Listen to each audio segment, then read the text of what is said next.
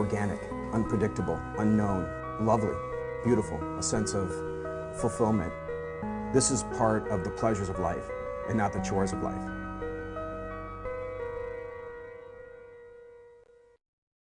Just ahead on Daily Iowan TV. One day, we may not need pilots to fly our planes anymore. Find out more next. And will this gloomy weather continue? Find out next. And in sports, we hear from Kirk Ferentz as his squad plans to take on new Big Ten foe Maryland for the first time ever. We've got all of this for you tonight on Daily Iowan TV.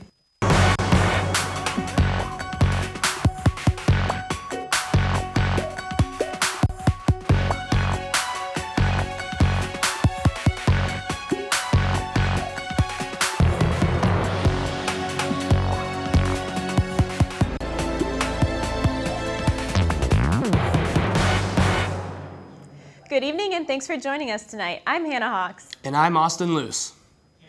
This morning, over 3,000 Iowa City residents woke up to rainstorms and no power. A downed tree caused the first power outage. The calls came in around 8:30 this morning. Affected areas are shown on this map, highlighted in red. The streets included parts of Jefferson, Clinton, North Dodge, and Ronald Streets, as well as Normandy Drive. Mayflower and Parkland residence halls were also without power. Power was restored to customers shortly after 11 this morning. Mid-American Energy said that they can't control the weather, though they do have protocol in place to ensure power will be restored as soon as possible in these type of situations. A plane crash killed a third-party candidate for U.S. Senate Monday night. Dr. Douglas Boutsier of Dubuque died while piloting his single-engine plane while approaching the Dubuque Regional Airport. No one else was on the plane. The family said Doug touched many lives and will be truly missed by all who knew him. The family requests privacy at this time. A Dallas nurse who was confirmed to have Ebola over the weekend received treatment today that may cure her of the virus. The treatment was a plasma transfusion from a doctor who previously overcame the virus. The survivor's plasma contains antibodies that will help the nurse Nina Pham fight off the germ. Doctor said Monday she is now in good condition. A patient being treated at the University of Iowa hospitals and clinics has been arrested after intentionally spilling her blood on a nurse. According to UI police, 57-year-old Rosemarie Sutton was being treated for a seizure. The nurse cautioned Sutton not to rip her IV because she currently suffers from hepatitis. When Sutton was denied narcotics, she became angry and purposefully ripped the IV, splattering the nurse with blood. Sutton was charged with assault on persons engaged in certain occupations, a charge that includes medical workers. She was released this morning from the Johnson County Jail. Tong Shou, an ISU student, went missing before she was found dead in Iowa City. But now, do police know if someone is missing in the first place? Daily Iowan TV's Katie Sextro spoke to UI and Iowa City Police to find out more. After ISU student Tong Shou was reported missing, she was later found dead in the trunk of a car at a local Iowa City apartment. She had been missing for a little over 3 weeks. Iowa City Police say it is still an open investigation and there are no updates on the story yet. UI Assistant Vice President and Director of Public Safety Charles Green informed me of how they determine a missing person and how the University of Iowa Police handle those situations. By CLEARY, which is a federal guideline and mandate, it lets us know that if a determination has been made that a student's been missing for 24 hours, then we have to start our process. But the first thing that we start out with is just a welfare check. So if it's a student who hasn't been showing up for work or hasn't been showing up for class, or maybe a roommate is concerned, we'll start where they live. If the UI Police believe the student is no longer on campus or think there could be foul play, the Iowa City Police can also get involved. I spoke with Sergeant Scott Gardy, who explained what the Iowa City Police do in these situations and how the public can help. We would put out enough information to help the average person locate a missing person on the street, perhaps vehicle description, clothing descriptions, height, physical weight, things of those nature to help to aid the public and to aid us by allowing the public to assist us in locating the person. There are over 300 missing persons in the state of Iowa alone. Some are found soon after they've been reported missing, and some have been missing for years. If you are ever concerned about someone or haven't seen them in a while, don't hesitate to contact family members and the Iowa City Police. This is Katie Sextro reporting from the Journalism Building, Daily Iowan TV. Sergeant Gardy encouraged students to check in with family and friends often and to contact police if they suspect a missing person. Resident students at the University of Iowa will be paying more for tuition next year. While the Board of Regents issued a tuition freeze for the past 2 years, they proposed increasing the price of tuition by 1.75%. This tuition proposal will be discussed next Thursday at the Board of Regents meeting. If approved, students will pay an additional $116 for their schooling. The board has until December to approve the proposal. And still to come, People all over will now be able to access books from the University of Iowa Library. Find out how next. and in sports, one freshman gymnast is paving the way for success. Find out who coming up. And lately this weather, Hannah, has been rainy and it has been a problem. It has been rough. Students all over are complaining about how wet and cold they are. Taylor, when is this rain going to finally let up? Hannah, Austin, you can say goodbye to those umbrellas for a couple of days because tomorrow morning temps will be in the upper 40s with clear skies. Going into the afternoon, you can expect a high of 60 degrees, which will then fall into the low 50s with a 0% chance of precipitation. From here, the weather just keeps getting better. On Thursday, you can expect a high of 67 degrees with beautiful clear skies and a low of 47 degrees. For the remainder of the week, temperatures will stay in the low 60s and upper 50s with partly cloudy skies. So cheer up, Hawkeye students. The rain is only temporary. That's all I have for you this week. Stay tuned to Daily Iowan TV to keep up with your 7-day forecast. Back to you at the news desk. UI research libraries are now online and open to anyone with access to a computer. A program called the Hawkeye Lunch and Learn series offers monthly events to join Des Moines and Iowa City. One of those events showed that Des Moines' closest library was 100 miles away. UI leadership developed the free public access to information program to address this issue. Now, residents in Des Moines, as well as anyone with a computer, will have access to the Iowa Digital Library, which holds thousands of images, documents, and digital content. UI laboratories are testing an aviation system that will one day fly planes for pilots. Daily Iowan TV's Taylor Smith took a closer look at how these planes will fly. Last week, the University of Iowa's Operator Performance Laboratory, in partnership with Rockwell Collins, successfully tested an unmanned commercial aircraft through a ground control station. The project was funded by Rockwell Collins and started a little bit over a year ago, where we were actually very privileged to have this opportunity to work with Rockwell Collins to take equipment that they've developed and install it in our flight test aircraft, which is an A-36 Bonanza. Although the control system that was tested was easily attainable for unmanned area vehicles to one day roam U.S. airspace, what benefits does this new aircraft have to offer? The main benefits that we work on are technologies that are already associated with manned flight that have been proven to be safe. They're proven with a high degree of assurance for all of the hardware and software that's put into the systems, so that when people want to use this, or when they get the chance to use this for unmanned vehicles, it's already got a pedigree of flying around in the skies with a national airspace system and proven safe with existing standards.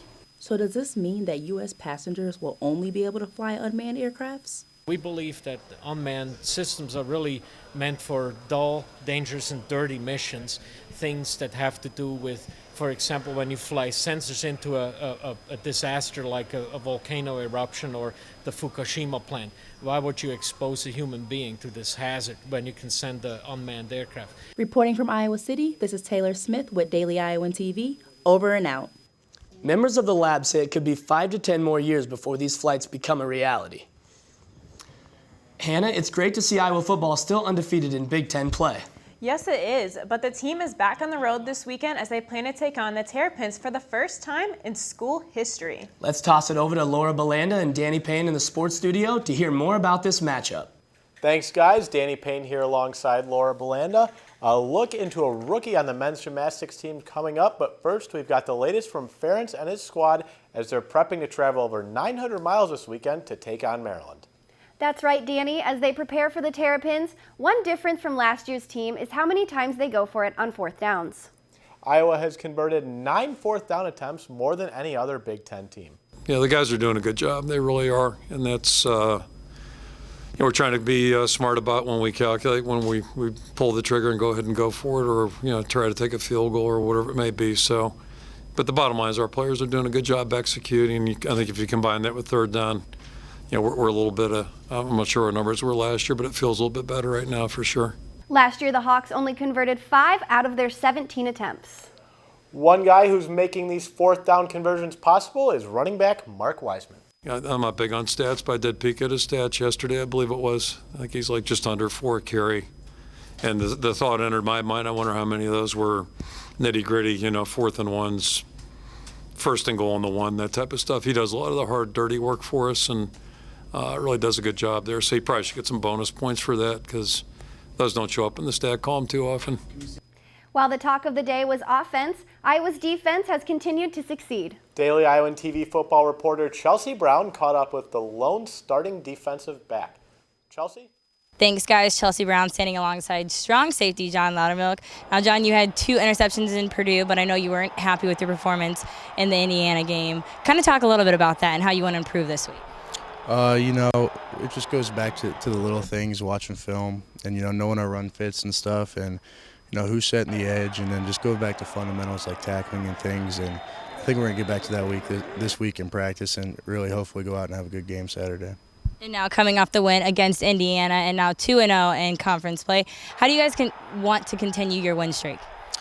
Obviously we just want to go out there and win, but we obviously have to go out there and play better than we did last week and go out and have a good practice this week, watch a lot of film and know what they like to do out of certain formations and things and just go play well. Now, Iowa is 0-2 in games played against newcomers to the Big Ten Conference. So how does that make you going in and walking into a stadium you guys have never seen before? Are you guys nervous? We're not nervous at all, but I would say we're aware of how explosive of a team they are. And, they have really good players. They've got a good quarterback. And we got to go in there and we got to be ready to play our A game, because if not, then they'll beat us.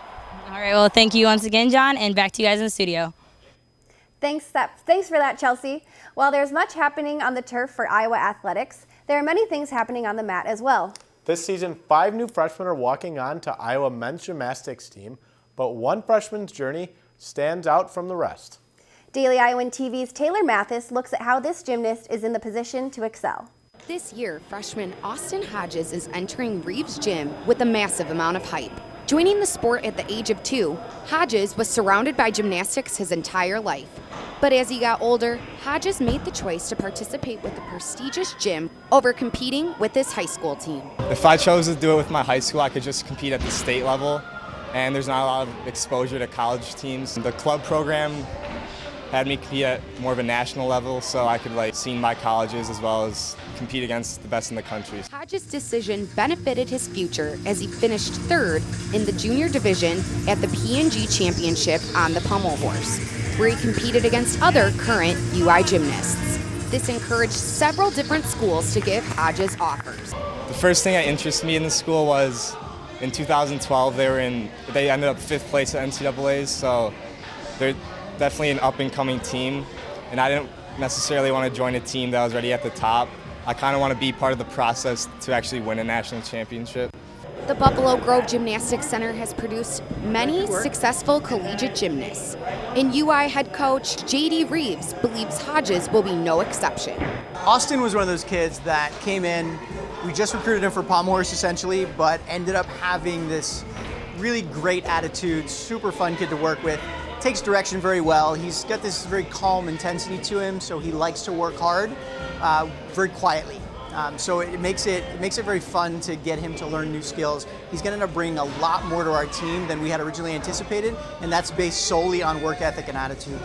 Coach Reeve is working on developing all of Hodges' skills, and he'll be making his first appearance on the pommel horse as a Hawkeye through these doors here at the Fieldhouse in December. This is Taylor Mathis for Daily Iowan TV Sports. Well, that'll do it for us here in the sports studio, but be sure to tune in tomorrow as we take a look at Iowa's field hockey team as it travels to East Lansing. Austin, Hannah, back to you at the desk. And only with Daily Iowan TV can you get a sneak peek into tomorrow's pages of the Daily Iowan. An old Johnson County asylum is being registered as a historic landmark. And a new app to order food online will launch in Iowa City tomorrow. And that's all we have for you tonight. Thanks for watching. You can catch up with us tomorrow night at the same time or anytime online at dailyiowan.com. I'm Austin Luce. And I'm Hannah Hawks. Have a great night.